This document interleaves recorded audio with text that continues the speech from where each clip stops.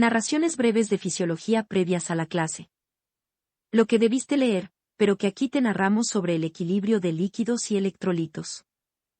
El texto narrado corresponde al texto ¿y por qué?, preparado para los estudiantes de las clases de fisiología, que dicta el docente Sergio Alberto Koenig. Año 2024. Esta es una edición especial de esos textos, preparada para que la escuches camino a la universidad. Antes de las clases del docente. Lo que haremos será relatar la parte de los textos, ¿y por qué? Solo los textos. Equilibrio de líquidos, electrolitos. El contenido de esta narración considera: introducción al tema, compartimentos de fluidos corporales, composición del fluido corporal, equilibrio de líquidos corporales, algo de los trastornos asociados con el desequilibrio de líquidos y electrolitos, conclusión sobre el tema, las preguntas para validar conocimientos y el glosario. Aquí te listamos palabras claves. Se espera que seas capaz de definirlas claramente y de explicarlas a otro. Las asociadas a este tema son: difusión, hipovolemia, intracelular, edema, electrolitos, hipervolemia, ósmosis, extracelular, líquido intersticial, presión osmótica. Sí, a cada una de estas palabras claves que hemos enumerado recién, las puedes definir, en forma clara y adecuada, puedes distinguirlas, y te animas a explicarlas, te será muy fácil avanzar. Si no, presta atención a lo que te narraremos a continuación. Como siempre, al final te haremos algunas preguntas, para que puedas poner a prueba tus conocimientos previos. Es para autoevaluarte y para que puedas llegar a la próxima clase, en forma bien preparado. Introducción. Momento. El Dr. Koenig pidió que esta vez antes de empezar con la introducción te recordáramos varias cosas. Lo primero que dijo, es que este capítulo es corto, no porque no sea importante, sino porque casi todo lo que veremos ya lo hemos visto antes. Y sí tiene razón. Aquí veremos cosas que tienen que ver con las funciones celulares, los mecanismos de transporte, por sobre todo con lo de homeostasis. También con lo que vimos en renal. Es decir, temas que deberías conocer. Por eso, dijo que te dijéramos que trates de conectar estos temas. Dijo que escuchar el glosario, al final, será una muy buena prueba para saber si ya conoces y puedes explicar los temas. Bueno, volvamos a empezar. ¿Dónde estábamos? Así. Introducción. Los líquidos y electrolitos son esenciales para la función corporal y para mantener la homeostasis. Los líquidos y electrolitos no son estáticos en el cuerpo. Hay un movimiento constante de líquido y electrolitos entre los compartimentos intracelular y extracelular. El movimiento de líquidos y electrolitos asegura que las células tengan un suministro constante de electrolitos como sodio, cloruro, potasio, magnesio, fosfato, bicarbonato y calcio para la función celular. Movimientos de líquidos y electrolitos. Suena a mecanismos de transporte. Me suena a lo visto en módulo 1, semana 2, ¿no? Los cambios en el movimiento de líquidos y electrolitos entre compartimentos ocurren como resultado de las alteraciones. Aquí nos centraremos solo en el equilibrio de líquidos y electrolitos y mencionaremos algunas alteraciones resultantes del desequilibrio de equilibrio de líquidos y electrolitos. Compartimentos de fluidos corporales. El líquido forma aproximadamente el 60% del peso corporal en un hombre adulto, el 50% en una mujer adulta y el 70% en un bebé. El porcentaje de distribución de fluidos varía con la edad y el sexo. Las mujeres tienen menos fluidos corporales en comparación con los hombres, ya que las mujeres tienen más grasa corporal y los hombres tienen más masa muscular. Las células grasas contienen menos agua que las células musculares. Los dos compartimentos principales de fluidos corporales son intracelulares y extracelulares. El compartimiento intracelular, que se abrevia habitualmente con las letras L y C o bien en inglés con ICF, por intracellular fluid, es el espacio dentro de una célula, y el líquido dentro de la célula se llama líquido intracelular. El compartimiento extracelular se encuentra fuera de la célula, y el líquido fuera de la célula se llama líquido extracelular, LEC. Sin embargo, el compartimento extracelular se divide a su vez en el compartimento intersticial y el compartimento intravascular. 2/3 del fluido corporal se encuentran dentro de la célula y 1/3 fuera de la célula. El 80% del líquido extracelular se encuentra en el compartimiento intersticial y el 20% en el compartimiento intravascular como plasma. Además de ver las imágenes en el texto y por qué de medio interno, creo que sería útil revisar los temas de los otros temas. Composición del fluido corporal. El fluido corporal está compuesto de agua y sustancias disueltas como electrolitos, sodio, potasio y cloruro, gases y oxígeno y dióxido de carbono, nutrientes, enzimas y hormonas. El agua corporal total constituye el 60% del peso corporal total, y el agua juega un papel importante en la función celular. El agua es esencial para el cuerpo ya que actúa como lubricante. Transporta nutrientes, gases como oxígeno, hormonas y enzimas a las células, y productos de desecho del metabolismo, por ejemplo, dióxido de carbono, urea y ácido úrico, de las células para su excreción. Ayuda en la regulación de la temperatura corporal. Proporciona un medio óptimo para que las células funcionen. Proporciona un medio para las reacciones químicas. Descompone las partículas de alimentos en el sistema digestivo. Equilibrio de líquidos corporales. El término balance de líquidos indica que la cantidad de agua requerida por el cuerpo está presente y distribuida proporcionalmente entre los compartimentos. En general, la ingesta de agua equivale a la pérdida de agua, y el fluido corporal permanece constante. Sin embargo, la ingesta de líquidos varía con los individuos, pero el cuerpo regula el volumen de líquido dentro de un rango estrecho. La mayor parte del agua esencial para la función corporal se obtiene del agua potable, parte de los alimentos consumidos y parte del metabolismo celular. Los riñones juegan un papel vital en el equilibrio de líquidos ya que el agua se excreta en la orina, se pierde algo de agua en la respiración, la piel y las heces. El cuerpo regula el volumen de líquido corporal a través de los receptores de sed. Cuando hay un exceso de pérdida de agua a través de la sudoración excesiva o por no beber, entonces el equilibrio de líquidos corporales se interrumpe, lo que puede resultar en deshidratación. La deshidratación estimula el reflejo de la sed de 3 maneras. La presión osmótica sanguínea aumenta, lo que resulta en la estimulación de los osmorreceptores del hipotálamo. El volumen sanguíneo circulante disminuye, lo que inicia el sistema renina-angiotensina, lo que resulta en la estimulación del centro de la sed en el hipotálamo.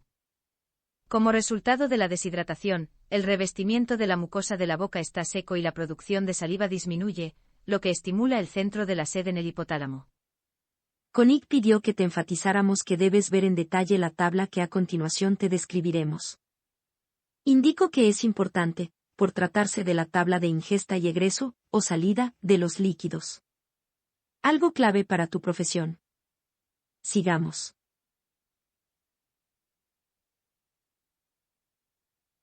A continuación, te describiremos las formas más comunes para la ingesta y salida de líquidos. Primero se te indicará el tipo de ingesta, en mililitros, luego la cantidad aproximada de esa ingesta con un mínimo y un máximo. Luego se te indicará el egreso o salida para la ingesta descripta, también los valores mínimos y máximo. Presta atención. Ingesta en mililitros. Salida, en mililitros. Beber, aproximadamente 60%. 1400 a 1800 mililitros. Orina, aproximadamente 60%. 1400 a 1800 mililitros. Agua de los alimentos, aproximadamente 30%. 700 a 1000 mililitros. Heces, aproximadamente 2%. 100 mililitros. Agua de oxidación, aproximadamente 10%. 300 a 400 mililitros. Expiración pulmones aproximadamente 28%. 600 a 800 mililitros. Piel, aproximadamente 10%. 300 a 600 mililitros. Saldo total ingresos 100%. 2.400 a 3.200 mililitros. Saldo total egresos 100%. 2.400 a 3.200 mililitros. Qué interesante el ver que, si bien no necesariamente lo que sale y por dónde sale, es lo que entra en el saldo total. Estamos hablando de las mismas cifras. De un equilibrio o balance de líquidos.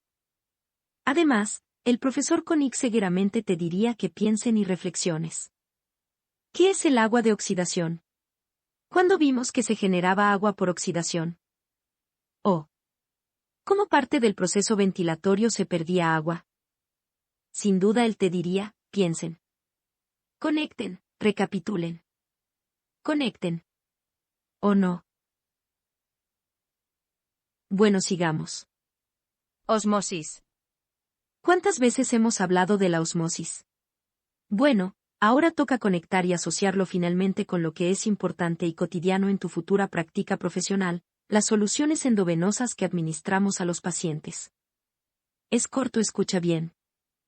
La ósmosis es un proceso por el cual el agua se mueve de un área de alto volumen a un área de bajo volumen a través de una membrana selectivamente permeable. El movimiento del agua depende del número de solutos disueltos en la solución y no de sus pesos moleculares. Por lo tanto, el número de partículas disueltas determina la concentración de la solución, que se expresa como la osmolalidad de la solución.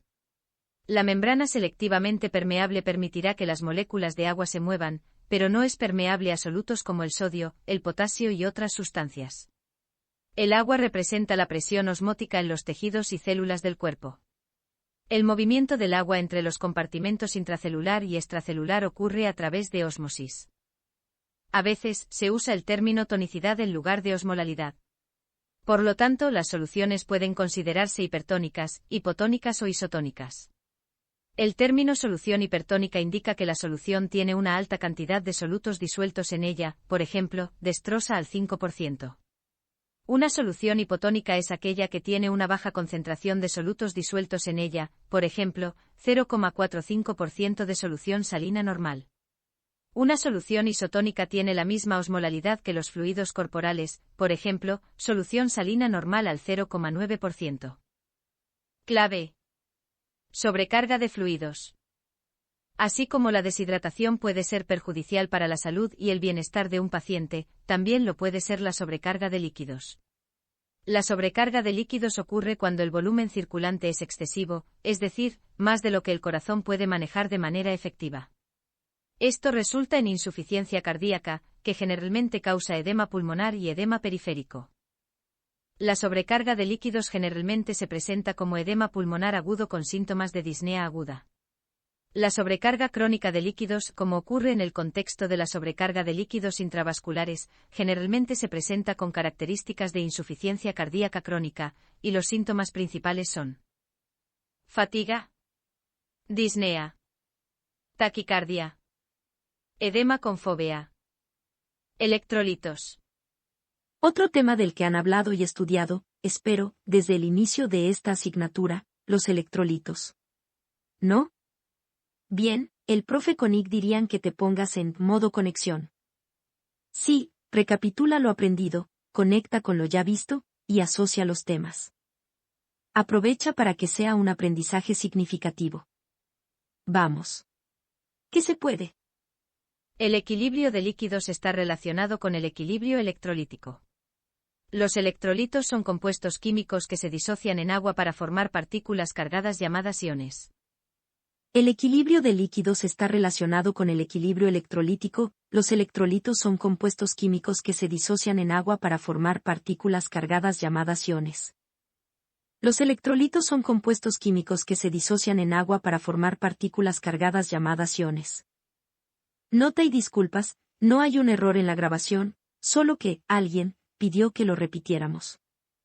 Incluyen potasio, sodio, cloruro, magnesio e hidrógeno fosfato. Los electrolitos están cargados positiva o negativamente. Los iones cargados positivamente se llaman cationes, por ejemplo, sodio, que se representa con la letra N, mayúscula, YA minúscula seguido del signo positivo Y potasio que se representa con la letra K seguido del signo positivo, Y. Los iones cargados negativamente se llaman aniones, por ejemplo, cloro, que se representa con la letra C, mayúscula, YL minúscula seguido del signo negativo. Recuerde que un anión y un catión se combinarán para formar un compuesto, por ejemplo, el potasio y el cloruro se combinarán para formar cloruro de potasio, que se representa con la letra K mayúscula, y letra C mayúscula, seguido de la L minúscula. La composición de los electrolitos difiere entre los compartimentos intracelular y extracelular. El profe Koenig hizo la siguiente sugerencia: vayan y miren el gráfico en el texto, ¿y por qué? El gráfico de electrolitos es distinto al que hemos usado en clases. Es el momento en el que cada uno de ustedes debe revisar si conoce los signos y las cargas de los electrolitos. ¿Y cuáles son las diferencias de cada uno de ellos en cada compartimiento de líquidos? Sigamos. Funciones de los electrolitos. Los electrolitos tienen numerosas funciones en el cuerpo. Regulación del balance de fluidos. Regulación del equilibrio ácido-base. Esencial en la excitabilidad neuromuscular. Esencial para la función neuronal. Esencial para la reacción enzimática. Ahora viene algo que queremos que escuches y donde prestes atención. Vamos a describirte una tabla de electrolitos. Los principales. Tranquilo. Para cada electrolito la tabla, que por cierto está en el texto y por qué, te va a describir el nombre del electrolito y su fórmula. Luego te indicaremos el valor normal de cada electrolito en el líquido extracelular. Después la función de ese electrolito y finalmente repasaremos dónde está principalmente distribuido. Sé que dirás que todas cosas que hemos visto, pero que es bueno, de una buena vez por todas, tener bien claro. Presta atención. Electrolitos. Valores normales en líquido extracelular, milimoles por litro. Función. Distribución principal. Sodio, NaI. 135 a 145. Catión importante en la generación de potenciales de acción.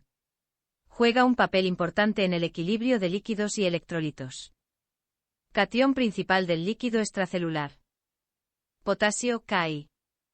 3,5 a 5. Catión importante en el establecimiento del potencial de membrana en reposo. Regula el equilibrio del pH. Mantiene el volumen de líquido intracelular. Catión principal del líquido intracelular. Calcio K2+. 2,1 a 2,6. Factor de coagulación importante. Desempeña un papel en la liberación de neurotransmisores en las neuronas. Mantiene el tono muscular y la excitabilidad del tejido nervioso y muscular. Se encuentra principalmente en el líquido extracelular. Magnesio, Mg2+. 0,5 a 1,0. Ayuda a mantener la función nerviosa y muscular normal, mantiene la frecuencia cardíaca regular, regula la glucosa en sangre y la presión arterial. Esencial para la síntesis de proteínas. Distribuido principalmente en el líquido intracelular. Cloruro, Cl. 98 a 117. Mantiene un equilibrio de aniones en diferentes compartimentos de fluidos. Anión principal del líquido extracelular. Hidrocarburos, HCO3. 24 a 31. Tampón principal de iones de hidrógeno en plasma. Mantiene un equilibrio entre cationes y aniones de fluidos intracelulares y extracelulares. Distribuido principalmente en el líquido extracelular. Fosfato orgánico, H3PO2. 0,8 a 1,1. Esencial para la digestión de proteínas, carbohidratos y grasas y la absorción de calcio. Esencial para la formación ósea. Se encuentra principalmente en el líquido intracelular. Sulfato SO4, 2. 0,5. Participa en la desintoxicación de fenoles, alcoholes y aminas. Se encuentra principalmente en el líquido intracelular. El profe Koenig me pidió especialmente que te hicieras una pregunta, que él podría repetirte cuando se vean en la clase. ¿Por qué al dar los valores normales de los electrolitos damos los valores del líquido extracelular? ¿Es eso práctico y lógico? ¿No deberían ser los valores intracelulares que son los que también importan? Sí. Ya sé que dije una pregunta, pero ustedes lo conocen al profe Koenig. Sigamos, pero recuerda que se le podría ocurrir preguntarlo en clase. Difusión. La difusión es un proceso por el cual los solutos se mueven de un área de alta concentración a un área de baja concentración. La difusión se subdivide en difusión simple y facilitada. Las moléculas y gases solubles en líquido se mueven por un proceso de difusión simple a través de un gradiente de concentración. Las moléculas más grandes, como la glucosa y los aminoácidos, son transportadas a través de una membrana celular por una proteína transportadora y un gradiente de concentración. Hormonas que regulan líquidos y electrolitos. Las dos hormonas principales que regulan el equilibrio de líquidos y electrolitos son la hormona antidiurética, ADH, y la aldosterona. La hormona antidiurética regula el equilibrio de líquidos en el cuerpo. Esta hormona es producida en el hipotálamo por neuronas llamadas osmorreceptores y la hormona es almacenada por la glándula pituitaria posterior. Los osmorreceptores son sensibles a la osmolalidad plasmática y a una disminución del volumen sanguíneo. Los órganos diana para la hormona antidiurética son los riñones. La hormona antidiurética actúa sobre el túbulo contorneado distal y los conductos colectores y los hace más permeables al agua, aumentando así la reabsorción de agua. Estos temas los veremos en detalle cuando veamos hormonas, pero al ver riñón también hablamos de ellas, todo está conectado. Sigamos. La aldosterona es una hormona esteroide producida por la corteza de las glándulas suprarrenales, que están situadas en la parte superior de cada riñón. La glándula suprarrenal se divide en la corteza y la médula. La aldosterona regula el equilibrio de electrolitos y líquidos mediante la retención de sodio y agua. Bien, casi terminamos. Pero esta vez y dado lo relacionado que está con el tema vamos a hablar un poco de una alteración o una situación anormal en la que se acumulan líquidos, el edema también y solo a modo de referencia para que lo puedas asociar hablaremos de algunas enfermedades en las que hay alteraciones de los líquidos. Edema. El edema es la acumulación anormal de líquido, principalmente agua en el cuerpo en el espacio intersticial. Es un problema de distribución de fluidos y no indica exceso de fluido. El término se deriva de la palabra griega que significa condición hinchada. La acumulación de líquido puede ser localizada como en la tromboflebitis o generalizada como en la insuficiencia cardíaca, afectando a todos los tejidos. El edema localizado suele ser temporal y se resuelve sin intervención. El edema generalizado se considera una afección anormal que requiere tratamiento. El edema puede ser con o sin fóvea. Si se desarrolla una hendidura después de presionar suavemente la extremidad inferior hinchada con un dedo, esto se denomina edema con fóvea. Las causas del edema incluyen insuficiencia cardíaca, obesidad que resulta en un aumento de la presión de líquidos y retención de sal, medicamentos como antagonistas del calcio, por ejemplo verapamilo y nifedipina, y terapia prolongada con esteroides. Afecciones renales como el síndrome nefrótico. Estasis venosa resultante de la inmovilidad. Varices. Cirrosis hepática que causa hipoalbuminemia. Edema pulmonar. El edema pulmonar es una afección en la que hay acumulación de líquido en los pulmones, lo que resulta en un deterioro del intercambio de gases, oxígeno y dióxido de carbono, y de la función pulmonar. El edema pulmonar puede ser el resultado de insuficiencia cardíaca congestiva. Sobrecarga de líquidos como resultado de insuficiencia renal. Infarto de miocardio con insuficiencia ventricular izquierda. Lesión en el pecho como resultado de una colisión de tráfico. Obstrucción de las vías respiratorias superiores. Infección torácica grave. Edema periférico. El edema periférico es una afección en la que hay hinchazón localizada de los tejidos blandos como resultado de la acumulación de líquido en el espacio intersticial. El líquido se acumula en partes del cuerpo afectadas por la gravedad, por ejemplo, las extremidades inferiores en un paciente móvil o alrededor de la región sacra en un paciente que está inmóvil y en reposo en cama. El edema periférico puede resultar de inmovilidad, obesidad, insuficiencia cardíaca, embarazo como resultado de la retención de líquidos y estasis venosa, enfermedades hepáticas como cirrosis hepática. Terapia esteroide prolongada. Ahora sí, terminamos el desarrollo del tema. El objetivo general de este capítulo era proporcionar al lector una comprensión del medio interno, del manejo de los líquidos y electrolitos, La meta es llegar con los temas escuchados. Insistimos que, queremos que, prestas atención a lo que se oye, es decir, escuchar. No solo, percibir con el oído los sonidos, que es oír. Es para sacarle el mayor jugo posible a la clase, y dedicarse a profundizar en lo que cuesta más. Aquí termina la narración del texto que necesitábamos escucharas, y que ojalá leyeras en realidad, antes de la próxima clase. Las preguntas para poner a prueba tus conocimientos, las dejamos antes del glosario. En las preguntas que te presentaremos solo esperamos que pienses si te animarías a responderlas. En forma fluida y con claridad. Si sientes que te irá bien terminar allí. O, después, seguir con el glosario que no te vendrá mal. Pon a prueba tus conocimientos previos. Primera pregunta. En el cuerpo humano, ¿dónde están los compartimentos extracelulares? Sí, la pregunta es simple. ¿Dónde están? Están en un solo lugar. Son varios lugares. A ver uno.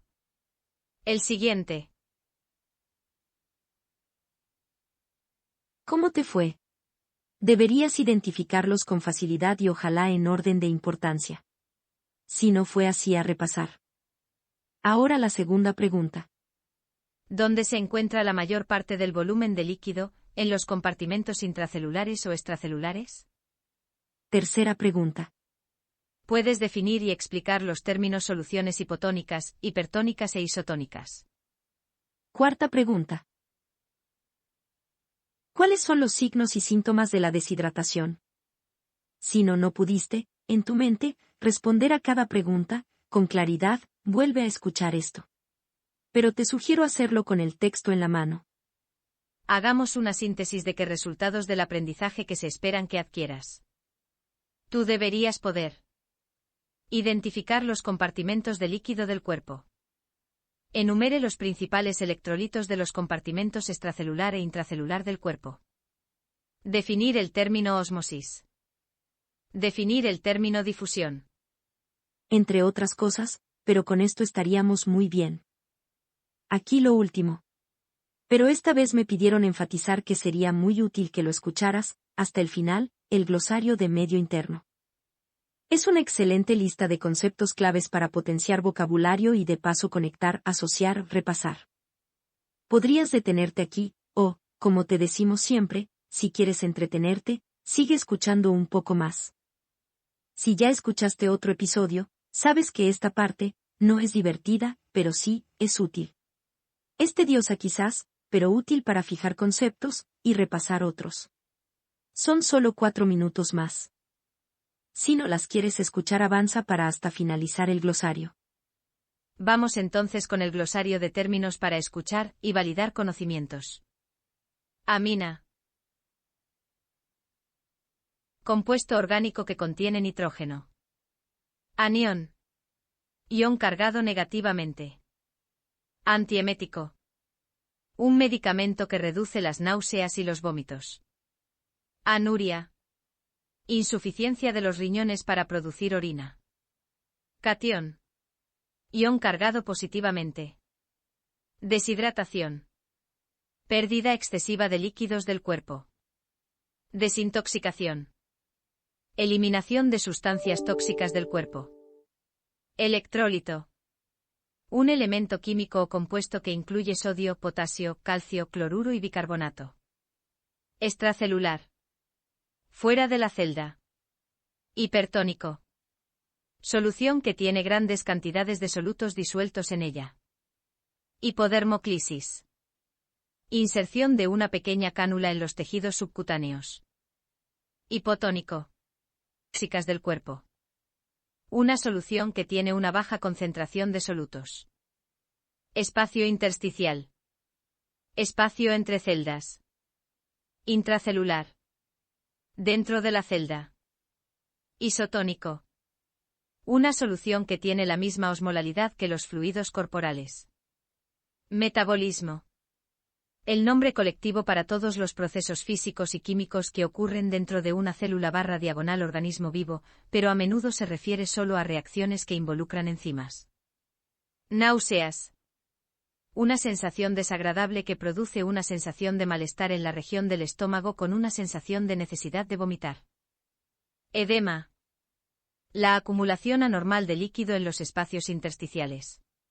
Puede ser localizada, después de una lesión que resulta en hinchazón, o puede ser generalizada, como en la insuficiencia cardíaca. Oliguria. La producción de cantidades anormalmente pequeñas de orina. Osmolalidad. Concentración osmótica de una solución. Osmosis. El movimiento pasivo del agua a través de una membrana selectivamente permeable desde un área de alta concentración de una sustancia química a un área de baja concentración. Presión osmótica. La presión que debe ejercerse sobre una solución para evitar el paso de agua a través de una membrana semipermeable desde una región de mayor concentración de soluto a una región de menor concentración de soluto. Plasma. Componente líquido de la sangre. Estoma. Cualquier apertura, una boca. Por lo general, se usa para referirse a una abertura creada quirúrgicamente. Tonicidad. Otro término para la osmolalidad. Vómito. Una experiencia desagradable que ocurre cuando el contenido del estómago es expulsado reflexivamente por la boca o la nariz.